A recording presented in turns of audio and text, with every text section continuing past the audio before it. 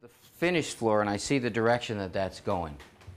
And below that finished floor there should be a subfloor. Below the subfloor there should be a joist system that runs perpendicular to the finished floor. That system is all nailed together.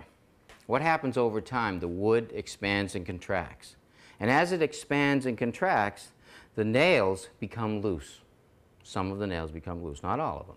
When they do, they squeak. Sometimes the nails squeak going in and out of the hole. Sometimes the boards themselves squeak against each other. Now, I notice when you put your foot down on the floor over here, can you step on that a little more? I noticed a little more deflection in that floor yeah, it seems to be going up and down. Deflection? Yeah, I'm wondering if this floor system was built on a sleeper system. What is a sleeper system? Well, let me see. Let's use this table here as your subfloor. And this clicker will be the joist. Now, a sleeper system would be thinner pieces of wood nailed on top of the subfloor over the joist, spaced across the room. Your finished floor would thus go on top of that, creating an airspace, helping with the sound or making this room more sound deadening for the room below. I see. So, I have an idea of trying to stop this squeak, and I think whether it's a sleeper system or not, I think it'll work. Great. I've drilled down about 3/4 of an inch, which is the thickness of the finished floor. To test that, I'm going to take this nail and put it in the hole and see if it goes down further than 3/4 of an inch, which it does. So that tells me that there is a space there.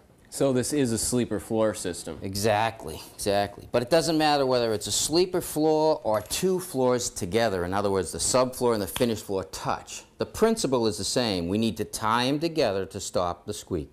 What's the best way to do that? Well, I was going to use a screw like this. But I'm not sure how I feel about having screw heads visible all over the floor. This is a unique screw. If you notice, right above the threads, there's a slot that goes all the way around the screw. That's designed in the screw as a weak point. If I take this screw and put it in this accessory, when the screw goes in through the floor and this touches the top of the floor, a resistance is formed and the screw head breaks off just below the surface. But I'm really concerned about the space here with this system. I think these flooring screws are going to be a little bit too short, but this company makes a longer screw for decking. Let me show you. It's longer, it has the same breakaway feature, and it should allow me to tie the finished floor to the subfloor. What do you think? Anything that'll stop these floor squeaks from happening will be much appreciated. I know what you mean. All right, let's give it a try.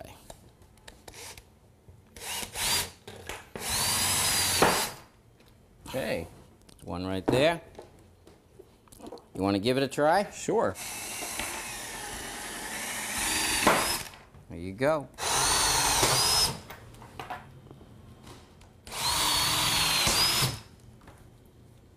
Well, what do you think?